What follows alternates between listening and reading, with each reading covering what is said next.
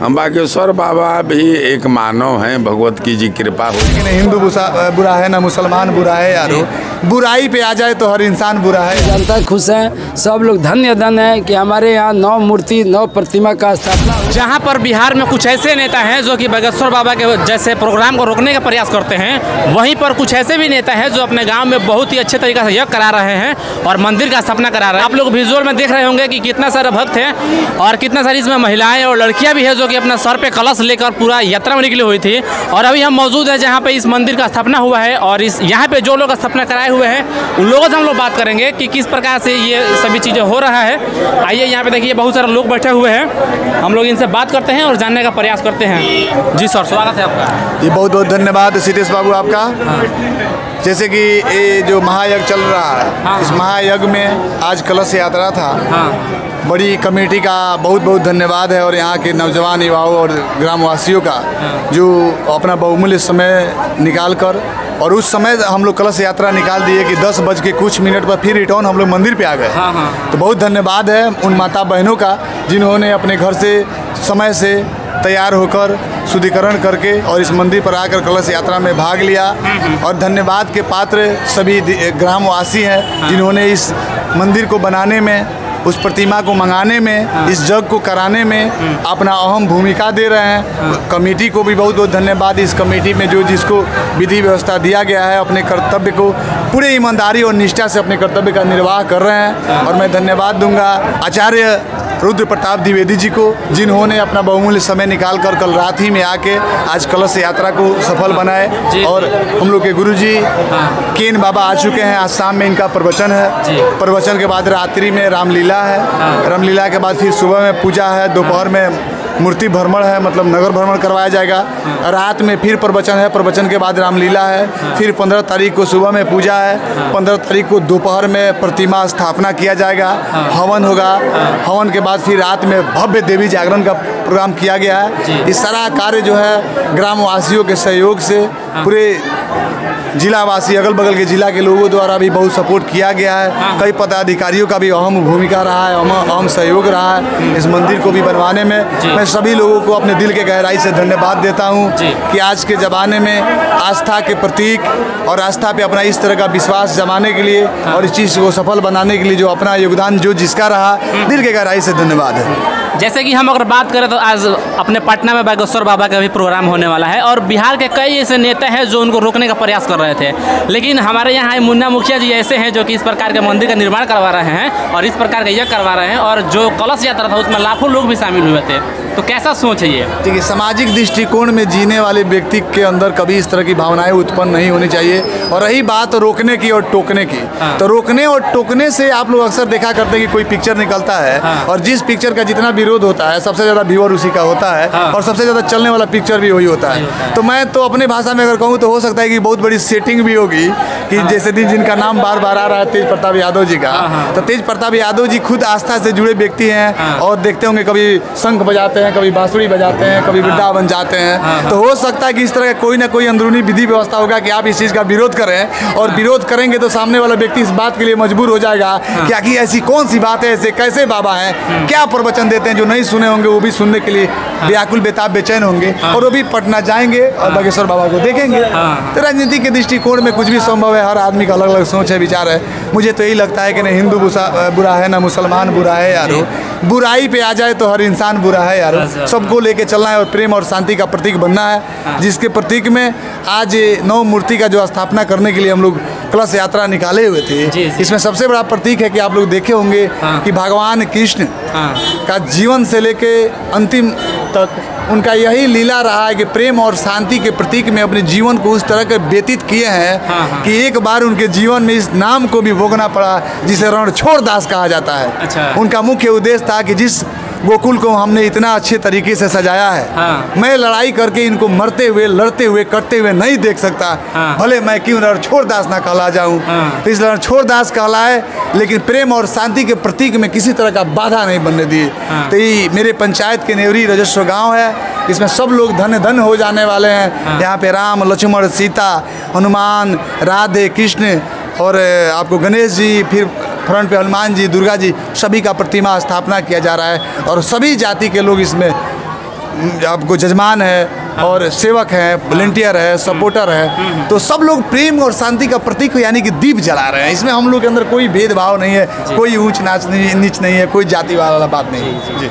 तो ये रहे मुन्ना मुखिया जो कि काफ़ी अच्छा बात करते हैं और इनका जो व्यक्तित्व है काफ़ी अच्छा है। अगर हम लोग बात करें इस यज्ञ के बारे में तो कितना दिन तक चलेगा यह यज्ञ? यह यज्ञ आज शुरू हो गया, आज 13/5/2023 से। हाँ। अब 13 को आज चलेगा, कल चलेगा, 14 को, 15 को चलेगा और 16 को चलेगा। 4 रोज लगातार है जिस। अच्छा, हम लोग बात करें अगर इस यज्ञ में खर्चा की तो कितना लागत से ये यज्ञ हो रहा है? देखिए, हम लोग तो एस्टीमेट बनाए थे कि 11-12 लाख रुपया इसमें खर्च होगा। हाँ। लेकिन माता रानी की कृपा इस माथे पे आए थे दरबार में, आज तक जो माथा टेका है उसका जीवन धन हो गया है। जो सच्चे मन से इस चीज़ को पुकारा है, हाँ। सारा चीज़ यहाँ पे नेवरी धाम में पूरा हुआ है। हाँ। और इस पैसा का अनुमान लगाना बड़ी मुश्किल बात है।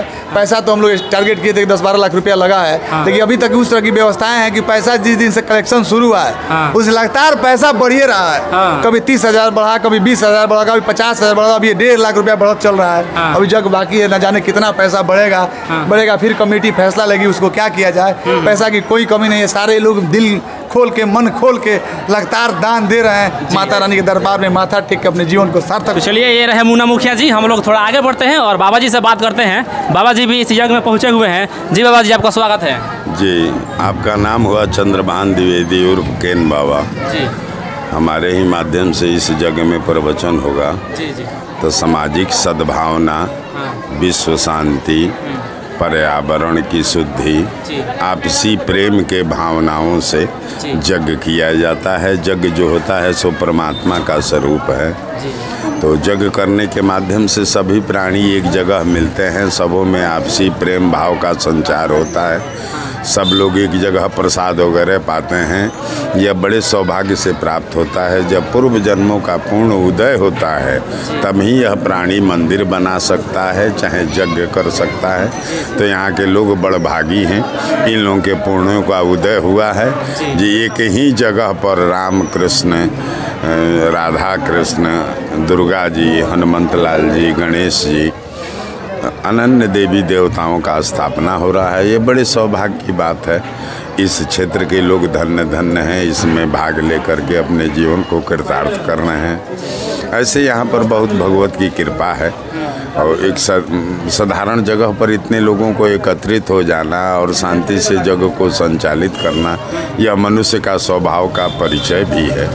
ये बड़ी खुशी के साथ ये जगह संपादित हो रहा है। हम लोग इसमें उपस्थित हैं, हम लोगों का भी इसमें योगदान रहा।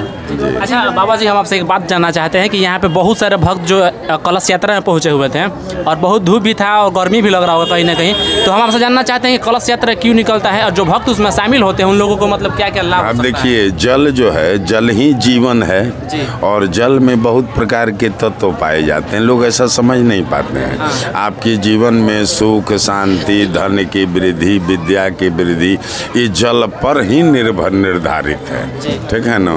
इसमें जब आप उसका रहस्य समझेंगे तो इसमें 7 मातृकाएं होती है जल के अंतर्गत। उन सबों का आवाहन किया जाता है, उन लोगों को बुलाया जाता है। और जितनी प्रतिमाएं लाई गई है तो उन प्रतिमाओं को स्थापित करने के पूर्व उनका जलाधिवास होता है, यानी जल में उन लोगों को डुबाया जाता है। समझे ना। और जल से निकालने के बाद उन लोगों को अन्न में डुबाया जाएगा, उसको अन्नाधिवास कहते हैं। इसके बाद फूल में डुबाया जाएगा, पुष्पाधिवास। मिष्टान में डुबाया जाएगा, वो मिष्टानाधिवास है। नाना प्रकार के अधिवास हैं करके फिर स्नान कराया जाता है, श्रृंगार करके, और नगर भ्रमण कराया जाता है। क्योंकि ये मूर्ति विग्रह जो लोग हैं, मूर्ति तो हम लोग हैं, उन लोगों को विग्रह कहा जाता है। तो ये विग्रह लोग फिर अब किसी के दरवाजे पर नहीं जाएंगे। और इस गांव में जितने देवी देवता हैं सबों के यहाँ जा कर के लोग दर्शन करते हैं, ये देवी देवता। और आने के बाद सज्जाधिवास आराम करते हैं और सुबह में इनकी स्थापना हो जाती है। तो जल जो है सो जीवन का बहुत बड़ा अनमोल चीज़ हुआ। तो जल से ही जग का जो शुभारंभ किया जाता है। और ऐसे भी आप जानते हैं कि जीवन में हर पग पर जल की आवश्यकता है। जी, तो जल को सुरक्षित करना, जल को पाना, ये बड़ी सौभाग्य की बात है। जी। अच्छा बाबा जी, शॉर्ट में अगर हम जानना चाहें, मेरा आखिरी सवाल होगा, तो बागेश्वर बाबा के बारे में आप क्या सोचते हैं? हम बागेश्वर बाबा भी एक मानव हैं। भगवत की जी कृपा हो जाती है जब मनुष्य पे, तो उन पर कुछ भगवत कृपा हो गई है, समझे ना। जो आपके और हमारे हृदय की जो बात है वो जान जाते हैं। मनुष्य के शरीर में एक चित्त पाया जाता है, मन का रूपांतरिक अंश है जिसको चित्त करने। तो आपका चित्त अभी निर्मल हो जाए तो जो भी सामने आएगा उसके हृदय में क्या है आप जान जाइएगा। कभी कभी आप भी किसी के मन की बात जान जाते हैं, तो समझिए कि उतने समय के लिए आपका चित्त जो है सो पवित्र हुआ। जो सामने आया वो क्या चाह रहा है आप जान गए पहले, ठीक है ना। तो यह सब कुछ भगवत की कृपा होती है तो मनुष्य में पाया जाता है। धीरेन्द्र शास्त्री के ऊपर हनुमान जी की, बागेश्वर बाबा की अनुपम कृपा हो गई है, इसलिए भगवत का कृपा है। चलिए, बाबा जी के बाद हमारे साथ एक और व्यक्ति हैं, हम लोग इनसे जानने का प्रयास करते हैं कि ये जो यज्ञ हो रहा है इनके नज़र में कैसा है और इनका क्या सहयोग है। जी सर। सबसे पहले तो मीडिया बंधु को आपको मैं धन्यवाद देता हूं, और आपके मीडिया के वजह से जहां भी हमारा संदेश जा रहा है, मैं अपने ग्राम वासियों को चरण स्पर्श करता हूं, प्रणाम करता हूं। और इस जग में किसी एक व्यक्ति की वजह से जग नहीं हुआ है। जो भी हमारे ग्रामवासी है, एक एक पल आप यहाँ बैठे थे उसके बाद भी लोग पैसा लाकर पहुंचा रहे थे। सब कोई के दिल में श्रद्धा है, उमंग है, और ये नेवरी धाम के नाम से पहले से ही प्रचलित है। यहाँ जो कबीर मठ है, 18 जिले के लोग आते हैं, धरती को छूकर प्रणाम करते हैं, और उस धाम को फिर धाम स्थापित करने के लिए हमारे ग्राम के जो भी जनता है पूर्ण रूप से सहयोग दिए। और मंदिर के बारे में तो हमारे मुखिया जी विस्तार रूप से बता चुके हैं, मगर हम लोग का सोच है कि जो भी ग्राम के जनता है सब में एकदम उमंग हो, हर्षोल्लास हो, विकास हो, हर लोग आस्था में विश्वास रखें। और सनातन धर्म में जब है तो आस्था पर विश्वास हमको करना ही पड़ेगा। इसलिए हम सब व्यक्ति खुश हैं, सब ग्राम जनता खुश हैं, सब लोग धन्य है कि हमारे यहाँ 9 मूर्ति 9 प्रतिमा का स्थापना हुआ। हमारे ग्राम में विकास होगा, मानसिक विकास होगा, शांति व्यवस्था कायम रहेगी, और सभी पे भगवान का दया दृष्टि बराबर पड़ता रहेगा। यही हमारी कामना है, यही हमारी सोच। क्या कहना चाहिएगा इस यज्ञ के बारे में? ये यज्ञ बहुत अच्छा जा रहा है अभी तक, सब जनता का सहयोग है। ये कलश यात्रा भी निकला हुआ था, बहुत शांतिपूर्वक, धूप भी था तो भी लोग प्रसन्न होकर अपना बहुत उल्लास से घूम फिर रहे थे। सब ग्रामीणों का सहयोग है, मन में उल्लास है। सबसे पहले तो मीडिया कर्मी के धन्यवाद बा। यहाँ जितना भी पूजा पाठ मने होता सब ग्रामीण के सहयोग से होता। एकरा पहले मुखिया जी, हमार बीडीसी सब तो बताइए चुकल बानी सब। हमनी सब आदमी कमेटी में बानी सन। जौन आशा ना रहा कि हमारे इतना बढ़िया कलश यात्रा हुई, उससे ज़्यादा मने जैसे आशा रहा उससे बेसी भइल बा। धन के कोनो कमी नहीं है। आम ग्रामीण से हम यही निहोरा करे कि यही सहयोग हरदम हमरा के देले रही लोगी। अच्छा, ये जो यज्ञ हो रहा है पहली बार हो रहा है कि पहले भी कभी हुआ था? ना, ये पहली बार हुआ है। और इसके पहले हम लोग कबीर मठ में 2 बार यज्ञ हुआ है। उसमें हम लोग सहयोग किए हैं। और उसके बाद इसी में मन में कुछ चर्चा हुआ।